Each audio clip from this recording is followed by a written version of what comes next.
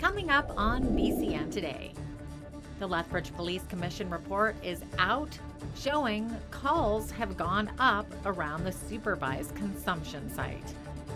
Lethbridge Police discuss how you can protect yourself and your business from a new scam making the rounds. And video is released of the police interview with the man who ran down 26 people in Toronto with a van. Your Canada. Your Southern Alberta. Your stories. From our studios in the heart of Lethbridge, it's BCN Today with Jeanette Roche. Hello, and thanks for joining us. Calls for police to go out to and around the Lethbridge supervised consumption site have gone up around 6,000% between 2017 and this year. That's according to new figures released by the Lethbridge Police Service. Statistically, it can be a little bit alarming. When you look at it, it's 400 and some calls, right? Which, again, if you do the math, very simply, we're there every day, and sometimes more than once a day. I think what's more concerning to us, and probably I think the residents in the surrounding areas, is that 250% increase in calls in and around that area. And I think that's what's causing a lot of people concerns as to for safety and some of the things. Law-abiding citizens are being victimized by car prowlings and break-and-enters. And that's something as a police service that we're currently looking at do we have to look at some different options in deployment to try and deal with some of these things that the community is concerned about and are dealing with daily. So that's where we're heading right now with that. Woods says there is a misconception that there's a safe zone around the consumption site, which is false. Police will arrest anyone engaged in any criminal activity, including drug possession around the site. The only exception is made by the federal government, which is that they're safe within the safe consumption site. The Arches recovery coaching model is the first of its kind in the world, according to Joey Blood and Jerry Firth, who presented the Arches Indigenous Recovery Coach Program to an audience at SACPA this week. Addictions is a very complex issue, and so is recovery.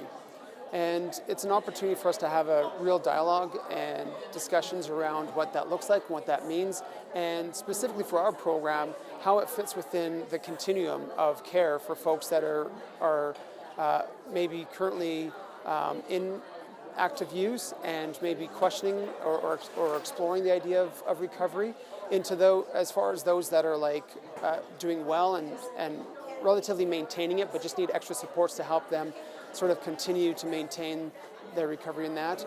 The job isn't easy. Dealing with addictions is already a pretty tough subject, But when we don't have the support and the support from the community, and I'm not saying the whole community, but when there's certain people that aren't on board, it does make it a bit difficult. So it's just hopes that people take it for what it is, and that's that we're here to help and trying to provide that support, not only with our participants, but trying to help the community feel a sense of relief that there's people in place trying to help. Blood grew up on the Blood Reserve and is now an Indigenous recovery coach through Arches. Firth is the program manager with the Indigenous Recovery Coach Program, also at Arches. The speakers talked about scenarios that are at play and what they learned from the first year of the program. Lethbridge Police have a warning about another scam making the rounds. It's called CEO Fund. It's when scammers send an email impersonating an executive of a company requesting a wire transfer of funds to a third party. The spoofed email looks like it came from the actual executive. Upon receipt, an unsuspecting employee complies. Once the fraud is detected, the funds are long gone. Last month, the city of Saskatoon was victimized by the scam and lost more than $1 million. Lethbridge police say they are aware of the two CEO frauds locally. In one case, $350,000 was scammed. Lethbridge police say that as a business owner, there are ways to protect yourself from this scam.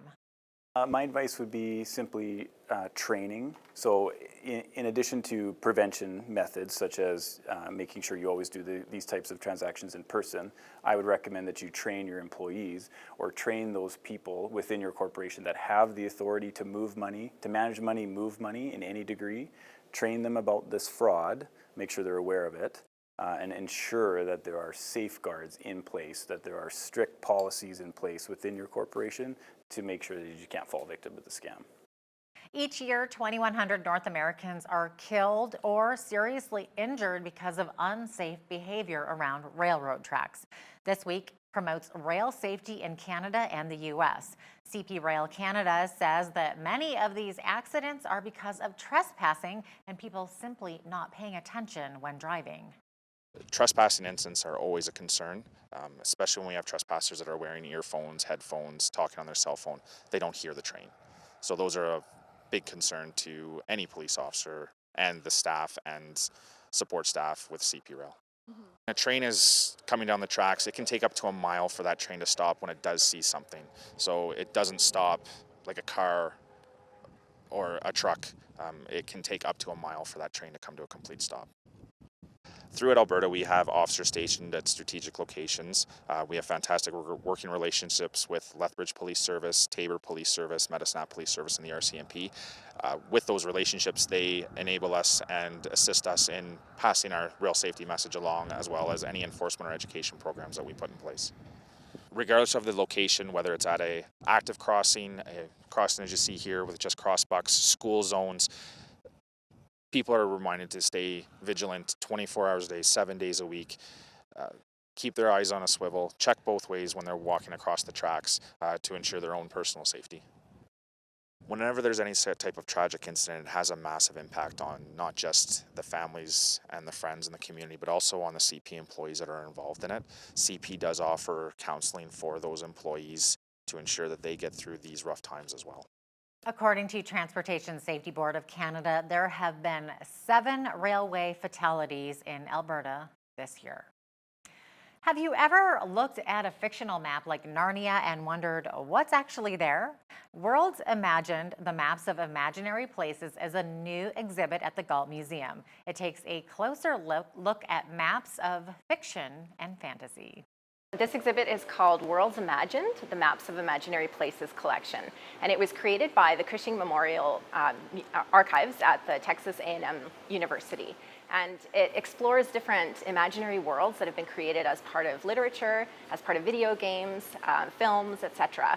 And so it's really a delve into the kinds of imaginary worlds that authors and creative personnel have used to advance plots in different storylines, to explore different imaginary worlds that are parts of fictional stories, and really get into some of the imaginary places, the way that maps can fire up our imagination.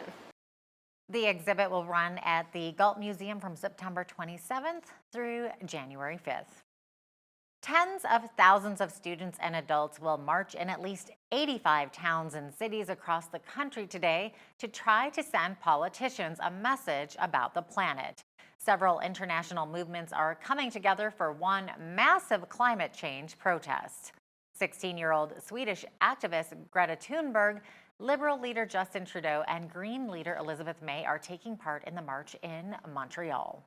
NDP leader Jagmeet Singh will march in Victoria. A local climate activist will be bringing her concerns about climate change to Lethbridge City Hall today from 4 till 6 p.m. 16-year-old Sydney Whitting, along with Climate Strike YQL, will be doing a climate strike in front of City Hall. Whitting says she expects around 50 people of all ages to be there, including many youth, the raging grannies, and university professors. Whitting says her strike will be peaceful and non-confrontational. She says she just wants to raise awareness of climate change and the lasting effects of political, social, and economic inaction. 2 people charged after an Amber Alert was issued in our province have waived their right to a preliminary hearing. Charmaine Darnell and Dartangan Poole have elected to be tried by judge and jury on charges that include abduction of a person under the age of 14. Poole, who is from Lethbridge, and Darnell of Whitecourt were arrested after 3 kids aged 3, 4, and 9 months were taken from a home in Fox Creek on June 1st. The children were found unharmed inside of a vehicle spotted by RCMP near Sylvan Lake about 2 hours after the Amber Alert was issued. The man accused of using a rented van to kill 10 people and injuring 16 others last April in Toronto says the attack was a day of retribution because women sexually rejected and ridiculed him. Alec Menashian described himself to police as a 25-year-old virgin, telling Detective Rob Thomas during a 4-hour interview that he was angry women gave their love and affection to obnoxious brutes. On Halloween of 2013, I was attending a house party, and I walked in and attempted to socialize with some girls. However, they all laughed at me and held the arms of the big guys instead. Now, what are you thinking while you're in the van? I'm thinking that this is it. This is the day of retribution. Okay. And anything else in your mind? Just that. That's the only thing that's in my mind. It's just burning in my mind. Burning in your mind. Yeah. He says online forums connected him with members of the incel movement, or involuntary celibate. He says the plan of these incels is to overthrow alpha males known as chads so that women whom they call Stacys would be forced to reproduce with the incels. I see a patrol car pull over and I hear the cop screaming at me to get out. So I get out and I point my wallet at the cop with the intent for it to be confused with a gun so that I could be fatally shot. 10 people died here today. 15 people were seriously injured. I think it's important to ask how you feel about that. I feel like I accomplished my mission. You feel like you accomplished your mission? Yes. Okay. If the families of those people who were murdered and who were injured were in this room right now, what would you say to them? I honestly don't know what I would say. The Mounties are set to release their report on the July murders of 3 people in British Columbia. The murders sparked a manhunt for 2 teenage friends from Port Alberni who shot and killed themselves after a 2-week manhunt that ended in the woods in northern Manitoba. Police say they found 2 firearms and a last will and testament video shot from a cell phone, along with the bodies of 18-year-old Briar Schmigelski and 19-year-old Cam McLeod. Revelations in a whistleblower complaint have supercharged the movement to impeach U.S. President Donald Trump. In just a few days' time, the complaint that Trump encouraged Ukraine's president to help investigate political rival Joe Biden has led to congressional hearings, allegations of a White House cover-up, and House Speaker Nancy Pelosi announcing the start of an impeachment inquiry. Some Democrats want a vote on impeachment before the end of the year. The founder of the Federal Reform Party is concerned with alienation across Canada. Preston Manning believes this could lead to a major divide. He says populist anger is real in Western Canada and needs to be addressed. These extreme opinions are usually at opposite ends of the issue, so it's more divisive. And that's why I was trying to urge these people that I think a lot more attention has to be given to constructive alternatives, even if it involves redoing the terms and conditions on which Confederation operates so that it's less polarized rather than more polarized. The populist dimension of the environmental movement, it can't be ignored. It has to be addressed. The populist dimension of Western alienation, it can't be ignored. It has to be addressed. The possibility of a revival of separatism in Quebec, I don't think can be ignored. It has to be addressed. So I think that's the key to at least starting down a constructive channel with respect to populism. Well, with the first major snowstorm threatening Alberta, weekend travel is not advised. Lots of white stuff coming up in the forecast. We're going to take a complete look at the weather coming up right after the break.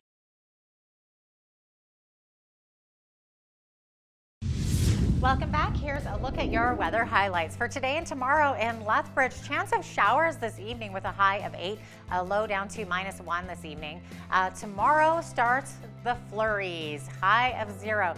All weekend long, as a matter of fact. We're going to see snow, snow, snow Saturday, Sunday, and into Monday. In fact, southern Alberta region is going to be expecting 35 to 50 centimeters of flurries. High of 1 on Sunday, high of 1 also on Monday. Then on Tuesday, we're going to finally see the sun peak out with a high of 7, and lots of sunshine in the forecast for Wednesday and Thursday with highs of 14 and 15 for those days, so that will be nice.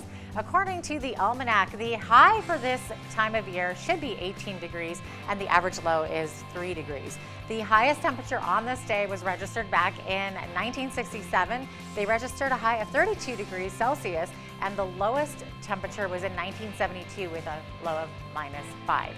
The sun came up this morning at 7:24 a.m. and it's going to go to bed tonight at 7:20 p.m. Looking to the national forecast over on the west coast in BC, Victoria is looking like it's going to be 13 degrees today with some scattered showers. Scattered showers also in the forecast for Vancouver with a mix of sun and cloud, high of 15. Edmonton, mix of sun and cloud, high of 4. Much the same for Calgary with the chance of showers as well with a high of +5. Over in the prairies, Saskatoon, mix of sun and cloud, high of 7. We got some rain in the forecast in Regina with a high of 8. Winnipeg, we got scattered showers with a little bit of sunshine there as well with a +12. And over in the east, high of 22 with a mix of sun and cloud in Toronto. Lots of sunshine in the forecast for Ottawa and Montreal both. 21 in Ottawa, 19 degrees in Montreal. It's really good to see that sun shining after all the rain that they saw in the east yesterday. Over in the Maritimes, Fredericton, high of 19 degrees, mix of sun and cloud. Same thing for Halifax. Up in Charlottetown, we've got some mix of some scattered showers up there with 18 degrees. And over in St. John's, 13 degrees and rainy skies there as well. That's a look at your forecast. Here's a look at what's happening in your community. Here's your Bridge City News Community Calendar. Christian recording artist Steve Bell is performing in concert September 28th at First Baptist Church in Lethbridge beginning at 7:30 p.m. Enjoy a night of stories and music featuring old favorites and new songs from his latest album, Where the Good Way Lies. For tickets, visit stevebell.com or call 1-800-854-3499. The 30th Annual Giant Pumpkin Festival and Auction in support of the Children's Wish Foundation is taking place Saturday, September 28th from 10 a.m. to 3 p.m. at Greenhaven Garden Center. Come out and enjoy face painting, wagon rides, a petting zoo, plus a live and silent auction, and much more. All proceeds benefit the Children's Wish Foundation in Southern Alberta. Celebrate Recovery is a Christ-centered recovery program for any hurt, hang-up, and habit. This group meets Friday nights at the Park Meadows Baptist Church. The evening begins at 6 p.m. with supper and follows with an opportunity to share and connect with others in small groups. For more information, visit celebraterecovery.ca. And that's your Bridge City News Community Calendar. Introduced to hard drugs at the age of 8, one Lethbridge man opens up about his road to recovery after what seemed like a hopeless past. 49-year-old Alan Williger spoke with BCN's Loris Alexander on how he traded his abuse-filled past to become a new creation. Alan Williger is no stranger to substance abuse. In fact, he grew up with it. By the age of 14, he had already overdosed 4 times. My parents, they were both alcoholics. My dad was an alcoholic and very violent. My mom was an alcoholic and did lots of pills. Part of it was a coping mechanism as Williger grew up with a violent father and was sexually abused. I couldn't deal with it, right? You know, it was hard to deal with, and I got farther and farther into the drug scene. He says it's all he ever knew. Normalcy was getting high to the point of blacking out. Then, tragedy struck.